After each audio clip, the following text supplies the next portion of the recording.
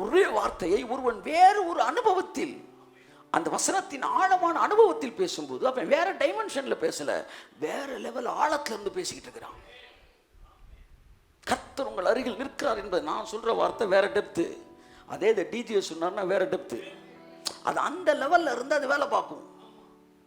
அது அனுபவத்தோடு இணைக்கப்பட்டது. அதனாலதான் சிலர் பேசும்போது அந்த வார்த்தை வேலை செய்கிறது. காரணம், அவர்கள் அந்த வசனத்தின் வேறொரு ஆழத்தில் இருக்கிறார்கள். ஆகையால் தான் அவர்கள் பேசும்போது அது அங்கே கிரியை செய்கிறது. அதே வசனத்தை இன்னொருத்தர் கொடுத்து இன்னொரு இடத்துல நீங்க பேசுங்கன்னு சொல்லும்போது அது வேற ஆழத்தில் தான் இருக்குது. It is not only by word. அதாவது வார்த்தை மட்டுமல்ல, அந்த வார்த்தை எந்த ஆழத்தில் இருந்து சொல்லப்படுகிறது என்பதை பொறுத்து இருக்கிறது. ஆக பேசுங்கள். ஆமென் சொல்லுங்க. பேசுங்கள். நீங்கள் பேசும்போது அது சிருஷ்டிக்கப்படுகிறது. கொஞ்ச நாள் நீ ஐஸ்வர்யத்தை பேசணும் என்று நான் என்ன செய்கிறேன்? விரும்புகிறேன். ஐஸ்வர்யம் சொல்லுங்க. ஆமென் ஆமென். ஸோ தேவன் திரும்ப லைட்டாக தொட்டுட்டு போகிறேன். வெளிச்சம் உண்டாகிறது என்று சொன்னபோது மனதில் ஏற்கனவே வெளிச்சம் இருந்தது. மனுஷனை படைப்போம் என்று சொன்னபோது ஏற்கனவே மனதில் என்ன இருந்தது? மனிதன் இருந்தான். அவன் எப்படி இருக்க வேண்டும் என்று இருந்தான். ஸோ எதுவுமே விசிபிள் வேர்ல்டுக்குள்ளே வர்றதுக்கு முன்னாடி இன்விசிபிள் வேர்ல்டில் இருக்கிறது. எப்படிப்பட்ட வாழ்க்கை நீங்கள் வாழ விரும்புகிறீர்கள்? ஆமென் சொல்லுவோம். ஹல்லேலூயா. நான் ஒரு ராஜா. என்ன சொல்லுங்க? நான் ஒரு ராஜா. வேதம் என்னை ராஜா என்று சொல்லுகிறது.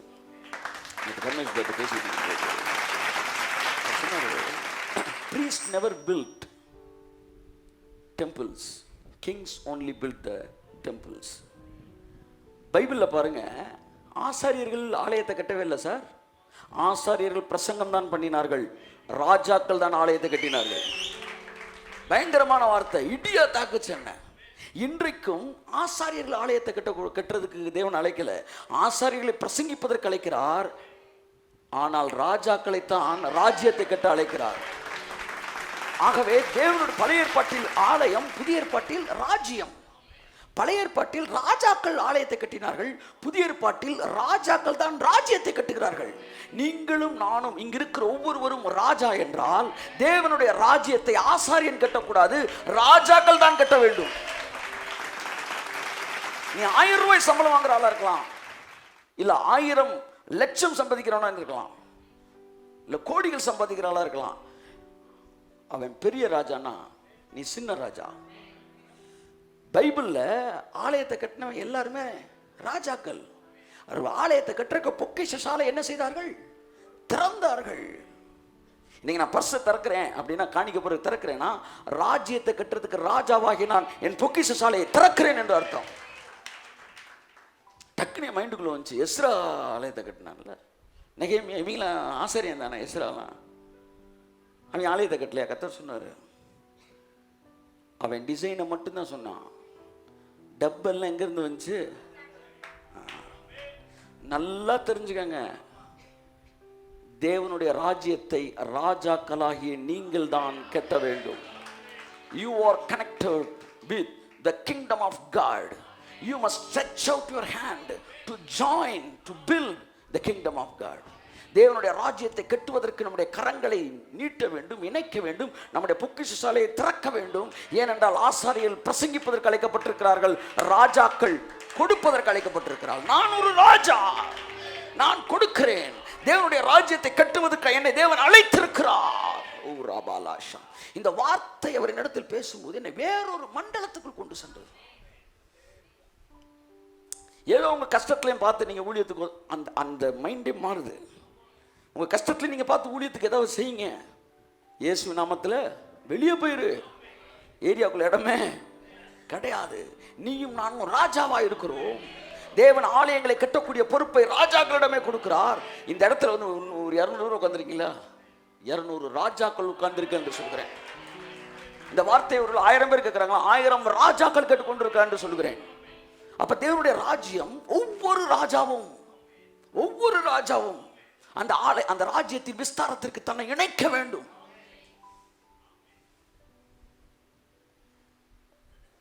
ஆயிரம் பேர் கேட்கிறேன்னு வச்சுக்காங்க ஒரு செய்தி, அந்த செய்தி என்னை ஆசீர்வதிக்கிறது என்று தெரிந்து விட்டால் அதில் இருக்கிற ஒவ்வொருவனுக்கும் ஒரு கடமை இருக்கிறது. என்ன தெரியுமா? 1000 பேருக்கு இந்த செய்தி எனக்கு ஆசீர்வாதம் தெரியுதுல, தெரிஞ்சிருச்சுன்னா அந்த 1000 பேர்ல இருக்க ஒவ்வொருத்தருக்கும் ஒரு கடமை இருக்கு. என்ன தெரியுமா? இந்த செய்தியை உலகமெங்கிலும் கொண்டு செல்லக்கூடிய ஒரு மிகப்பெரிய பொறுப்பை ராஜாவா எனக்கு தேவன் கொடுத்திருக்கிறார். கோடிகளை கொடுத்த மட்டும் ராஜா கிடையாது. நான் ஒரு 1000 ரூபா வச்சு 100 ரூபா கொடுத்தா நான் ஒரு ராஜா தான். கைத்தட்டு கொடுத்துரு. ஆமென், ஆமென், ஆமென். அதான் அடிக்கடி உங்களுக்கு சொல்லியிருக்கிறேன், பணம்லாம் வந்து ராஜாவாகணும் அப்படின்னா ஒருவேளை 1 மாதம் ஆகலாம், 1 வருஷம் ஆகலாம். ஆனால் கொடுக்கறதுல ராஜாவன்னா இன்னைக்கு நைட் என்ன ஆயிடலாம். ஹல்லேலூயா, ஆமென். இந்த வசனத்தை என்ன யோசித்தேன், கண்ணீரோடு விதைக்கிறவர்கள் கம்பீரத்தோடு இருக்கிறார்கள், அள்ளித்தூவும் விதையை சுமக்கிறவர்கள் அழுது கொண்டே போகிறார்கள், ஆனாலும் தங்கள் அரித்த அரிக்கட்டுகளை சுமந்து கொண்டு கம்பீரத்தோடு திரும்பி வருவார்கள். இந்த அள்ளித்தூவும் விதையை சுமக்கிறவன் ஒன்றும் கிடைக்காது, கண்ணீரோடு விதைச்சதான் கிடைக்கும், அப்படித்தானே வசனம் இருக்கணும். ஆனால் பைபிள் சொல்லுது அவனும் இருக்கிறான் இவனும் இருக்கிறான். சொல்லுங்க, சத்தமாக சொல்லுங்க. அவனா இருக்கிறான் இவனும் இருக்கிறான். கண்ணீரோடு விதைக்கிறான் இருக்கான் பார்த்தீங்களா? திட்டமிட்டு பணத்தை இப்படி தான் செலவழிக்கணும், பணத்தை அதுக்கு தான் செலவழிக்கணும், அந்த டிபார்ட்மெண்ட் தான் பண்ணணும், இப்படி பண்ணணும் அப்படி பண்ணணும், பிளான் பண்ணி விதைக்கிறான் பாருங்க. கண்ணீரோடு விதைக்கிறவனும் கம்பீரத்தோடு இருக்கிறானா? சரியா? ஆனால் உள்ளே நுழைஞ்சிட்டோம். இப்போ பாருங்க, இந்த நான் உள்ளே நுழைஞ்சிட்டேன், தேவனுடைய ராஜ்யத்துக்கு நுழைஞ்ச உடனே இதுக்கு அதுக்குன்னு நான் யோசிக்க முடியாது. எவன் என்னென்ன நேரத்தில் வந்து அண்ணே அதுக்கு பணம், இதுக்கு பணம், அதுக்கு பணம், இதுக்கு பணம்னு கேட்கும்போது இப்போ நான் கண்ணீரோடலாம் விதைக்க முடியாது. என்ன செய்யணும்? அள்ளி தூவணும். இந்த அவனுக்கு வாங்கிக்க, இவனுக்கு வாங்கிக்க. இங்கே வந்து பணத்தை இந்த டிபார்ட்மெண்ட் அந்த டிபார்ட்மெண்ட் ஒதுக்க முடியும், இருக்கிறதும் அள்ளி அள்ளி அள்ளி அரைச்சிட்டு என்னடா அது கையில் இருந்த பணம் சட்டுன்னு போயிடுச்சு. கர்த்தர் சொன்ன, அள்ளி தூவிட்டியா, அறுத்த அரிகளோடு திரும்பி வருவனே. ஆமென், ஆமென், ஆமென், ஆமென். என் அன்புக்குரியவர்களே, ஸோ இந்த எண்ணம் நான் ராஜா என்கிற ஒரு இடத்துக்குள்ள என்னை கொண்டு வந்து, நான் விதைப்பதற்காக அழைக்கப்பட்டவன், ஆலயத்தை கட்டுவதற்கு அழைக்கப்பட்டவன், ராஜ்யத்தை கட்டுவதற்கு அழைக்கப்பட்டவன் என்கிற ஒரு மண்டலத்துக்குள்ளே என் மனதை மாற்றியது. உங்கள் மனதையும் அது மாற்றுவதாக. ஆமென். ஏற்கனவே சொல்லிட்டேன், வாங்குகிறவர்கள் அல்ல ராஜாக்கள், கொடுக்கிறவர்களே ராஜாக்கள். நிறைய பணக்கார பிச்சைக்காரங்க பார்க்க, அதாவது பணம் இருப்பது அவன் ராஜாக்கள் அல்ல, நிறைய தரித்திர ராஜாக்களை பார்க்கிறேன். கைத்தறிஞர்களுக்கு இதைத்தான் தேவன் சொல்லுகிறார், இவ்வுலகத்தில் தரித்திரரை விசுவாசத்தில் தேவன் ஐஸ்வரியவான்களாக்கவில்லையா? இன்ஃபேக்ட் அவன் ராஜா.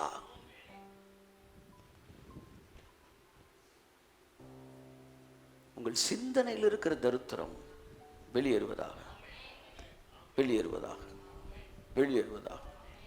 தேவனுடைய ராஜ்யத்துக்கு, தேவனுடைய காரியங்களுக்கு செலவழிப்பதற்கு இருக்கிற தரித்திர புத்தி இயேசு நாமத்திலே வெளியேறுவதாக நான் விசுவாசிக்கிறேன். ஆமென். தேவன் என்னுடைய வாழ்க்கையிலே, ஆமா, என் சிந்தனைக்கு மேலாக என்னை ஆசீர்வதிக்கிற தேவனாக இருக்கிறார். கரங்களை தட்டி கர்த்தருக்கு நன்றி சொல்லுவோம். ஆமென். ஸோ இந்த வார்த்தை என் மனதை மாற்றிய போது என்னுடைய செயல்கள் மாறியது. ஸோ முதலாவது, ஐஸ்வர்யமான ஆக வேண்டும் என்றால் ஐஸ்வர்யம் பேசப்பட வேண்டும், சிருஷ்டிக்கப்பட வேண்டும். எங்கே சிருஷ்டிக்கப்பட வேண்டும்? உங்கள் சிந்தனையில் சிருஷ்டிக்கப்பட வேண்டும். ஆமென், ஆமென் சொல்லுவோம். ஸோ சிந்தனையில் சிருஷ்டிக்கப்பட்ட பிறகுதான் வாழ்க்கைக்குள் கடந்து வருகிறது. என்னை ஐஸ்வர்யவான் ஆக்கும்படிக்கு அவர் தரித்திரர் ஆனார். அவர் தரித்திரர் ஆவாரா ஆனாரா? சொல்லுங்களேன் கொஞ்சம். அதாவது மோட்டரை போட்டால் தண்ணி வருதுன்றாங்க, சரியா? மோட்டரை இன்னைக்கு போடுறேன், நாளைக்கு தண்ணி வரும்? சொல்லுங்க, சொல்லுங்க, அதான நியாயம். நேற்று மோட்டரை போட்டால் தண்ணி என்னைக்கே வந்துருச்சுன்னு அர்த்தம். அப்போ நேற்று என்னை ஐஸ்வர்யவான் ஆக்கும்படி நேற்று தரித்திரர் ஆனார் என்றால், நான் நாளைக்கு ஐஸ்வர்யவானாகல, நான் நேற்று ஐஸ்வர்யவான் ஆகிவிட்டேன். கரங்களை தட்டி கர்த்தருக்கு நன்றி சொல்லுவேன். ஆமென். சிந்தனையில் ஐஸ்வர்யம் வரட்டும். நான் ஐஸ்வர்யன் ஆகிவிட்டேன். சொல்லுங்க, நான் ஐஸ்வர்யன் ஆகிவிட்டேன், நான் ஐஸ்வர்யவான் ஆகிவிட்டேன். சொல்லுங்க எல்லாரும். ஆமென். Praise God. ஹல்லேலூயா. நான் ஐஸ்வர்யன் ஆகிவிட்டேன். சொல்லுங்களேன் 4 தடவை. எதை வைத்து சொல்லுகிறீர்கள்? அவர் தரித்திரரானது உண்மை என்றால் நான் ஐஸ்வர்யன் ஆனதும் உண்மை. நாளைக்கு அவர் தரித்திரர் ஆவார்னா நாளைக்கு நான் ஐஸ்வர்யன் ஆவேன். அவர் நேற்று தரித்திரர் ஆகிட்டார், ரீப்ளேஸ் ஆயிடுச்சு. என்கிட்ட இந்த ஐஸ்வர்யம் தரித்திரம் போய் ஐஸ்வர்யம் வந்துருச்சு. நீங்கள் அவரை பார்த்து வருத்தத்தோடு பார்த்துக்கிட்டு இருக்கிற நேரம் அவர் உங்களை சந்தோஷத்தோடு பார்த்துக்கிட்டு இருக்காரு. கையை தட்டி ஹல்லேலூயா, ஆமென். ஸோ இன்றைக்கி உங்கள்ட்ட என்ன பேச போகிறேன், ஏற்கனவே பேசின ஒரு விஷயத்துலேருந்து அதனோட அடுத்த ஸ்டெப் பேச போகிறேன். என்னென்னா, அந்த ஐஸ்வர்யம் எங்கே வந்துருச்சு? எங்கே வந்துருச்சு? என் ஆவிக்கு வந்துருச்சு. தேவன் முதலாக மனுஷனை படைப்போம்னு சொன்னப்போ அவர் ஸ்பிரிட்டில் இருந்துச்சு அந்த லவ். அவர் சோலில் அந்த படம் வந்துச்சு. தேவனுக்கு ஸ்பிரிட் சோல் பாடி இருக்குது. தேவனுக்கு ஸ்பிரிட் சோல் பாடி இருக்குது. அந்த சோலில் தான் அவரோட டிசைர் இருக்குது. என் மனது அப்படின்னு சொல்கிறார் பார்த்தீங்களா, மனிதனை படைத்ததற்காக வருத்தப்படுகிறது, இந்த மாதிரிலாம் சொல்கிறார். மனசுன்ற இடத்துல ஃபுல்லாக சோல். அதை அவரோட பாடியில், வாய் எங்கே இருக்குது? சோலில் இருக்கா, பாடியில் இருக்கா? பாடியில் இருக்குது. பட் வேற ஃபார்ம் அவரோட பாடி, ஆனால் அவருக்கு பாடி இருக்குது.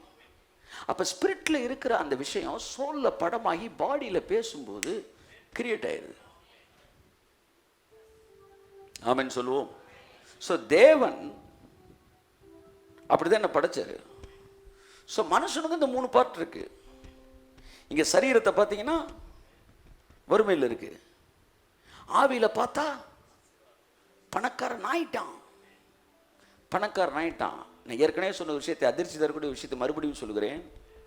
நீங்கள் ஒரு நாள் பரலோகத்தில் போய் பார்க்கும்போது உங்கள் ஆவியில் இல்லாத எதுவுமே பரலோகத்தில் இருக்காது. ஏதாவது ஒன்று இந்த பரலோகத்தில் இருக்குன்னு சொன்னீங்கன்னா அது ஏற்கனவே உங்கள் ஆவிக்குள்ளே இருக்கும். ஏனென்றால் அவர் சகல ஆசீர்வாதத்தினாலும் அவர் உங்களை ஏற்கனவே ஆசீர்வதித்து இருக்கிறார். பரலோக ராஜ்யமே உங்களுக்குள்ள வந்துருச்சு சார். ராஜ்யமே உங்களுக்குள்ள வந்துருச்சு. பரலோகம் அந்த கிங்டம் உங்களுக்குள்ள வந்தபடினால நீங்கள் அங்கே போய் பார்க்கும்போது ஆச்சரியப்பட்டீங்கன்னா நீங்கள் இந்த பூமியில் அறகுறையாக வாழ்ந்துருக்கீங்கன்னு அர்த்தம். தேவனுடைய திட்டம் என்ன தெரியுமா? அவர் சொல்கிறாங்கல்ல, சார் அங்கே போனேன் சார், பளிங்கு மாதிரி ஒரு தண்ணி சார். அங்கே போய் ஒருத்தர் சொல்கிறாரு, ஒரு சோஃபா, ஒரு செட்டு அப்படி இருந்துச்சு. அதில் போய் உட்காந்த உடனே ஒரு மனுஷன், இப்போ நம்ம பாருங்களேன், மர நாற்காலில் உட்காந்தா வேறு மாதிரி உட்காரணும், கரலான் அப்படின்றாங்க. அப்புறமேட்டு என்ன சொல்கிறாங்க, வந்து அந்த சணல், அதுக்கு என்ன ஜூட்டா அந்த என்னென்னமோ சொல்கிறாங்க. ஒவ்வொன்றிலும் உட்காரும்போது நீங்கள் தாங்க அதுக்கேற்ற மாதிரி மாறிக்கணும். வளைஞ்ச சேரை நீங்கள் வளைஞ்சு உட்காந்துக்கணுங்க, நிமிர்ந்த சேரை நீங்கள் நிமிர்ந்து உட்காந்துக்கிறீங்க. ஆமாம், சில சேர் இப்படி போட்டிருப்பாங்க பாருங்கள். நம்ம குழிக்குள்ளே போய் அந்த கால்ரெண்டு இப்படி நிற்கும். என்ன ஐடியாவில் அந்த வாங்கி வச்சுருக்காங்கன்னே தெரில. என் வீடுக்குள்ளே போனால் அந்த வயிறு வேற முட்டிக்கிட்டே இருக்கேன். சோத்தை போட்டு இப்படி உட்கார வைக்கிறேன். இதுக்குன்னு என்ன நுனியிலே உட்காந்துக்கிறது. Praise God. என்ன பாஸ் ரொம்ப ஆக்டிவாக இருக்கார், சீட்டு நுனியிலாம் இருக்கார். எங்கடா உள்ளே உட்காந்து வயிறு அடிக்கிற மாதிரி சேரை வாங்கி போட்டுருக்கீங்க. ஆனால் பரலோகத்துக்குள்ளே என்ட்ராகும்போது அவர் சொல்கிறாரு, நான் போய் உட்காந்தப்ப நான் என்ன போஸில் உட்காடுறேனோ, என்ன பொசிஷனில் உட்காடுறேனோ, அந்த சோஃபா அப்படியே என் பொசிஷனுக்கு மாறி எடுப்பிடிக்கும். பரலோகத்தில் சோஃபா இருக்கிறதோ. இவங்க சதுசேயர்கள், இதெல்லாம் இருக்குது. இவங்க பரிசேயர்கள். இந்த சதுசேயர்கள் ஆவி, விஷனு, வந்து ட்ரீமு, தூதன், இதெல்லாம் நம்ப மாட்டாங்க அந்த காலத்தில். இன்றைக்கும் பரிசேயர்கள் சதுசேயர்கள் இருக்காங்க. அப்படின்னு அவன் சதுசேயன்னு அர்த்தம். இவன் சூப்பர் நேச்சுரல் நம்பாத பெந்தேகோஸ்தேக்காரனுக்கு பேர் என்ன? இன்னைக்கு காலையில் சுட்டு அப்போது சூட உங்களுக்கு தரேன் ஆவியானவர்கிட்ட சொன்னதை. அதாவது பவுல் பேசும்போது சதுசேயர்கள்லாம் வந்து என்ன செஞ்சாங்க, நம்ப மாட்டேன்னா. ஏன்னா அவங்க ஆவி, உயிர் தெழுதல், அற்புதம், மிரக்கல் மணி, இதெல்லாம் நம்ப மாட்டாங்க. பீப்புள் ஹூ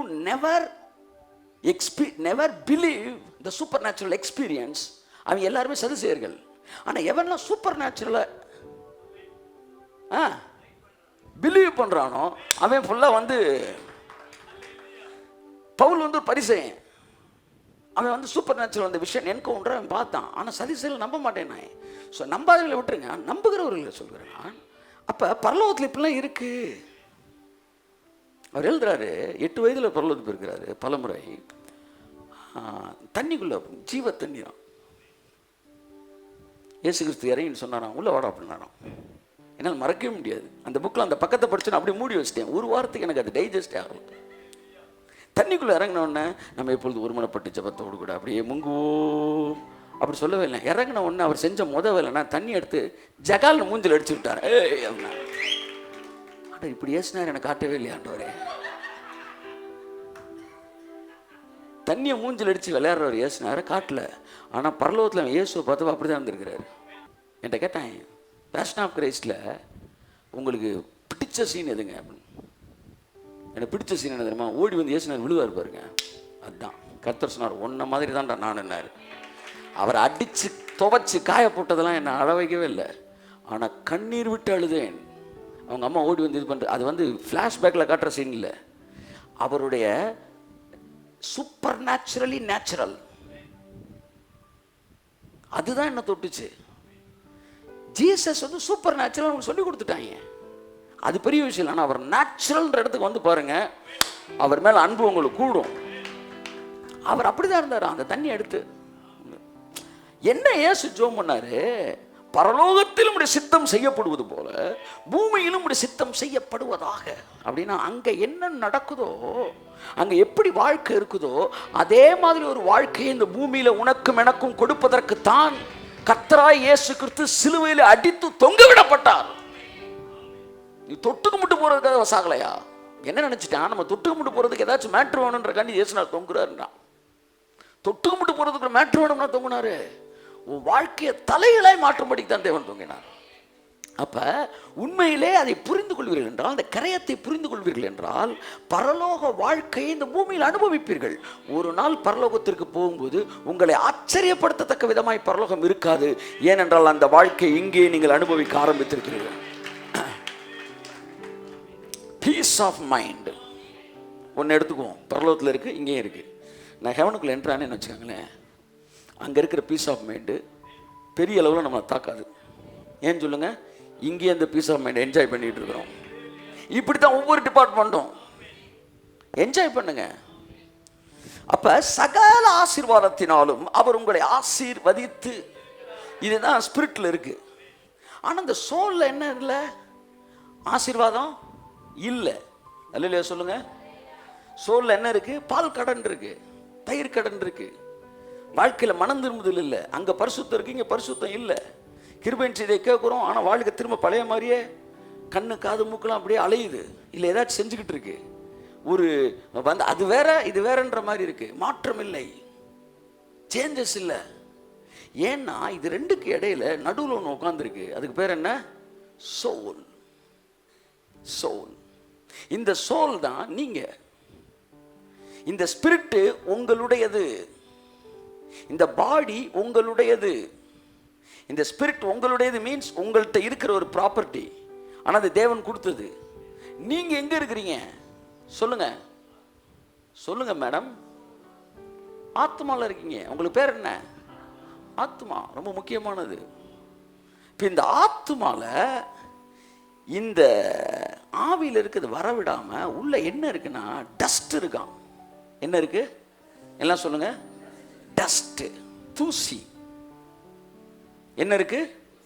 தூசி. தூசி என்கிற வார்த்தையும் மண் என்கிற வார்த்தையும் இந்த உலக பிரகாரமான எண்ணங்களை குறிக்கிறது. நீ மண்ணாயிருக்கிறாய்.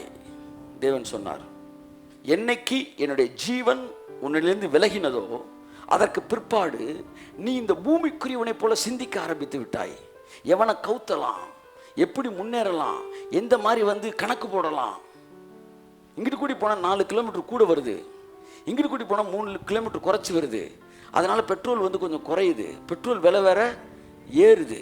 இவன் சொல்றது எல்லாம் உண்மையா பொய்யா? உண்மை. இதுதான் பூமியில் நடக்குது.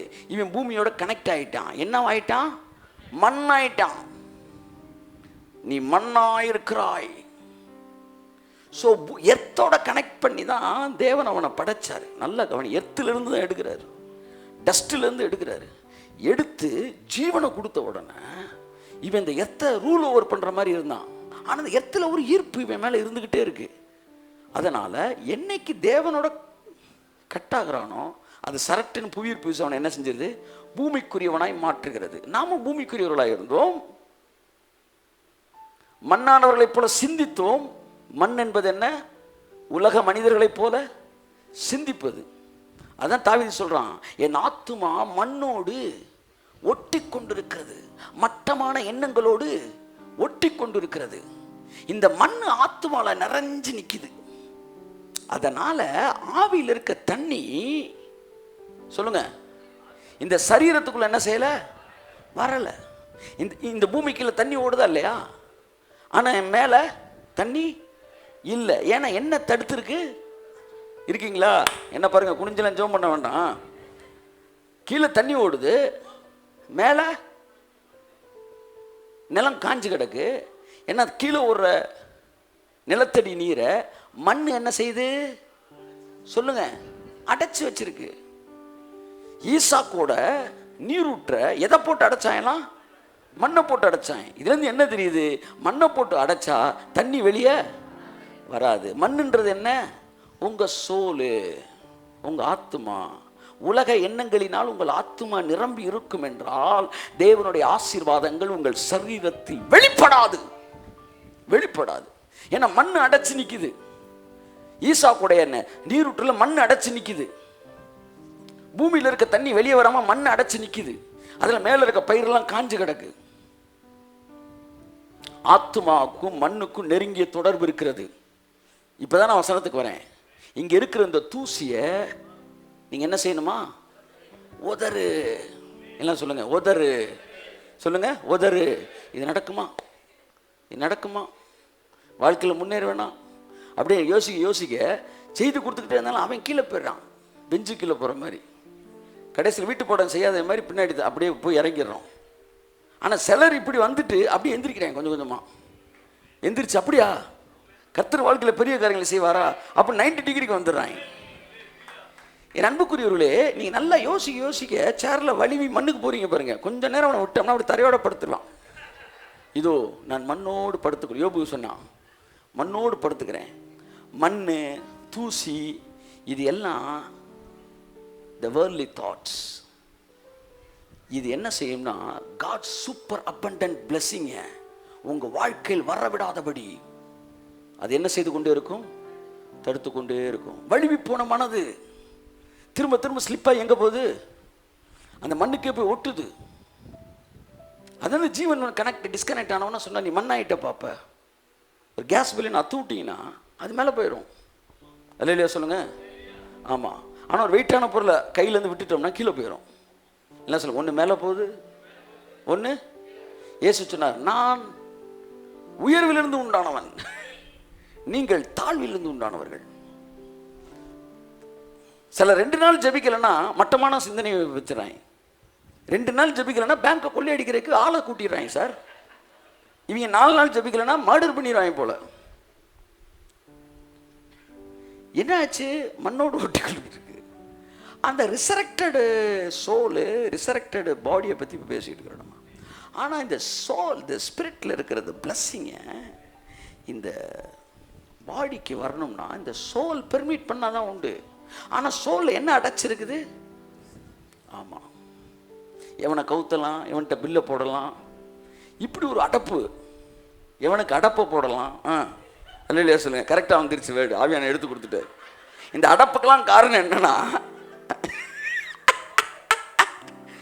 எவன்கிட்ட அடப்பை போடலாம்.